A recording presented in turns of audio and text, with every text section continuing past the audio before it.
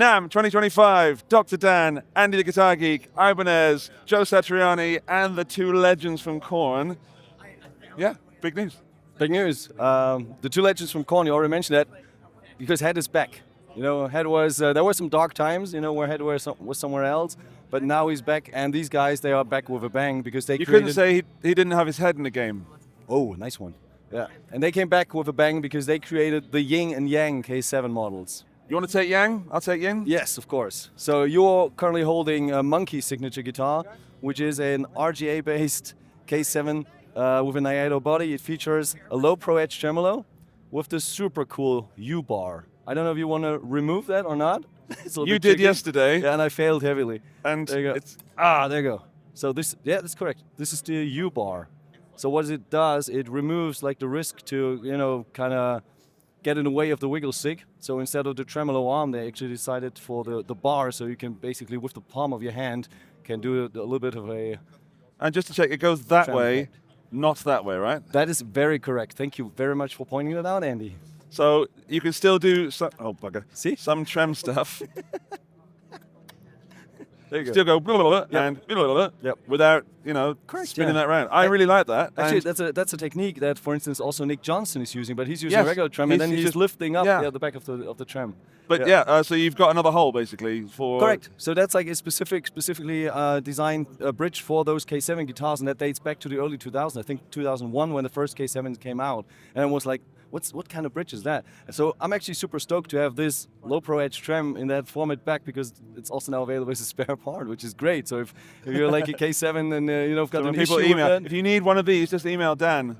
Dan@ibanez.net. No. .aol. That is not correct. But anyways, yeah, as I said, they also feature the 𝗬𝗫𝗨𝗪 Blaze pickups, which are basically like the OG pickups they used back in the day. Monkey's guitar features an ebony fretboard with the iconic K7 inlay, which is awesome and iconic. And we've got the... What's the quintessential feature, Dan? That's probably that this is blacked out, and this is more like angel hair looking. You know, this is even the Ibanez logo is super black, and this is the white gold inlay. I really love the satin neck on this. Yes. Does that have a... This is like a natural satin. Yeah, natural. This is like a matte satin finish. And they are rather on the lighter side, despite, you know, featuring that heavy hardware. Even the one Heads one with a Evertune bridge, which is the key feature on this one. They're rather lightweight, and yeah, they couldn't be more different, you know, with the low pro double locking tremolo system, and then Head going with the Evertune. But he loves. Let's talk about this a bit more, because we've really featured monkeys. And, Sweet. Yeah, so this is Head's guitar. It's basically identical in terms of shape. It's an RGA shape with a 𝗫𝗨𝗪𝗫 body. This one features a maple cap, actually. So the white color is not just a fancy feature, it's also like a maple cap beneath. We've got, again, Blaze pickups with golden covers, golden Evertune. He went for a super clean design with, you know, just a volume knob, three-way switch. Here we've got a rosewood fretboard, 5-piece neck. And yeah, that's basically it. And, I like this on the back. I was expecting it to be black. You know, it's a deep brown. Yeah. So it's a little bit less of a contrast, but at least you can see, you know, the different like the sandwich type of the body, you know, with the maple top and an outer body. That's really cool. And with the Evertune systems, you know, one of the downsides is you really got to cut out a lot of wood. But sorry, have you had a lot of coffee this morning? No. You seem to be rushing. No. Take a breath. Okay. I know you're super excited. I'm in my Zen zone with the Yin and Yang models. Yeah, I get it. Yeah. Okay. So relax. we take it a little bit slow. Okay. Time. Okay. So you're like a freak on a leash. Off a leash. Well, that's because I'm here to stay. You know. That's enough. Enough. Don't encourage me. Yeah. I don't like that that's not recessed. I know. It's not my signature guitar. So that's one thing about signatures that I'll say. It's not my choice. But I just think that's cleaner. Yeah, definitely. Maybe he likes that. Maybe he needs a little... I think the true reason is that, you know, with the Evertune system, you need some body width or depth. So I think if this would have been recessed, there might have been some issues actually with the backplate kind of touching anything. So let's make a thicker body. Yeah, well... Just rip it off. I assume, or I suggest you go into a clay fight with Monkey and Head, and you just, you know... You discuss this. With NAMM 2026. Andy dies.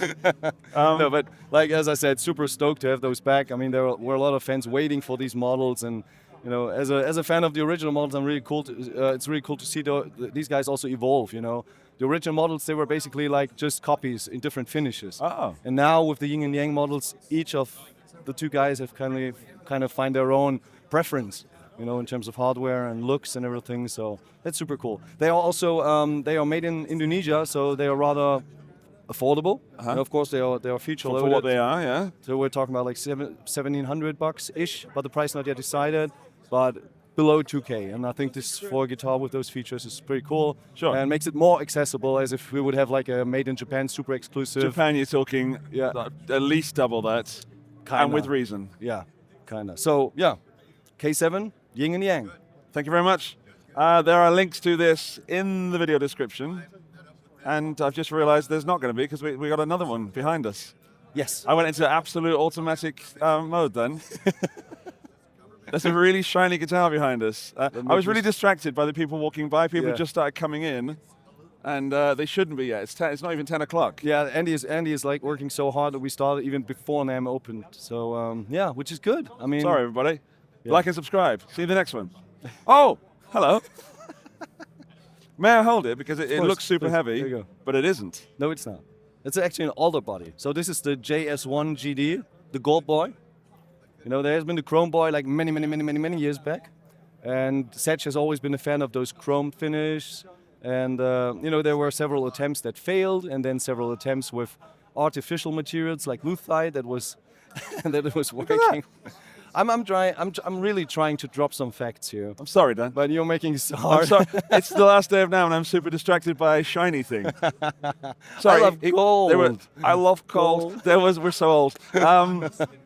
There were several failures at it. Yeah. I was listening. Yeah, that's nice because wood is a moving material. Yeah. So it kind of never stays, you know, in the same place. It kind of changes a little bit depending on moisture, and you know, it just, we say it works. You know, it's moving. So it took several attempts to kind of create a finish and also prepare the material. In this case, it's alder to be chrome plated.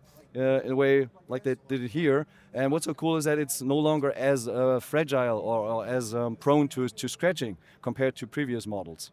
So that's like a really durable finish. And we're going to test that now. Yeah, and the Gold Boy here features the original pickup layout that Satch is also using, because there was a predecessor we had with some, you know, wicked switching options, but this is the configuration that he's actually playing live with the saturate in the bridge, his signature pickup, and the 𝗏𝗏𝗏𝗏 in the neck position. We've got an original golden edge tremolo, rosewood neck, and it's a very vintagey kind of early 50s, early 60s profile. I'd say early 60s, yeah. It's slim, it's fast, you know, if you want to use those terms, but it's not wizard thin. Not at all. It's, it is 60s, big F kind of. There's a bit more shoulder there. Yep. I like it, and you know that I like big necks, and I cannot lie, and this one is very comfortable for me. I also like the angled heel. Yeah, that's one of the original features from back in the 80s that also went on the RG models. And Satch's guitar is based on the... Hang on, someone's taking our photo. Hello. Cheeseburger. You're welcome. You're welcome. You know, back in the day, in '87, Ibanez released a couple body designs like the Sabre, now called S, the Radius, and the Power. And this is the Radius, based on the Radius. And this is basically what stayed. The Radius didn't make it as a standard model, but Joe kind of developed this as his signature model over time. And it also features what I always like to point out, the aerofoil shape, which is designed almost like the wing of a plane. A wing of a plane, yeah. Yeah, so it gets fatter here, and it's more like trimmed up here, so it's super comfy if you... Could it fly? I don't know. Maybe we do not try that with this one. Not in this video. Like and subscribe if you want that. 1,000 likes and I'll do it. Yeah, that's like a exclusive model, like I said. 3-piece neck available for 2025. Another cool gold boy. And if you're into Satch, this is like... Where's this built then? This is built in Japan. So we're looking at over 5. Yeah, six grand-ish. 6-ish. Yeah. So that's for a fanboy, right? That's for the gold boy for a fanboy. But the cool thing about this is what I've been told by some of the owners of its predecessor, that if you kind of plug in, immediately sound like Joe. Because there you are. You know, because the ingredients kind of shape the way you're playing with the medium frets, with the vintage. Exactly, it's not just the pickups, it's not just the sound, it's the feel of the guitar. Correct. You're not going to do a lot of like, a lot of people, they feel kind of enthused to do like legato stuff and open chords, you know, adult chords, stuff like that. So yeah, I mean, I think we're digressing a little bit. So well, we're getting into a bit of theory, you know, not theory, music theory, but that's really shiny. It looks not at all golden, actually. No, it doesn't. It's a bit washed out. Sorry, it's Sunday morning. We're not checking camera settings. Thank you, Dr. Dan. You're very welcome. Always a pleasure hanging out with you and making probably my 100th Ibanez video already in 2025. You're welcome. There you go. Yeah, I love Ibanez guitars because you always get quality regardless of which level of price point you go for. This one's a bit too rich for my liking. Bonjour, Pierre. Bonjour. And but yeah, I dig these. This, it's not for me. You know, it is for me, but it ain't. You know, for the old wallets. Right. There's more videos in this NAMM playlist. Can I do that bit now? Of course. Yeah. You should go and watch them. And now now video bombing. Hello. Oh, that's different. Yeah, it's different. I was gonna bitch about the 3 black. No, it's different. It's different. Ibanez can learn and improve? No, Joe wanted that. No, this is the original from the 80s. They went backwards. There's a DeLorean We back time there. traveled, yeah, there's a DeLorean. Yeah, there's a DeLorean. It's a golden one. Yeah, it is. A DeLorean. I'm not awake yet. Like and subscribe. Bye. Cheers. Cool DeLorean.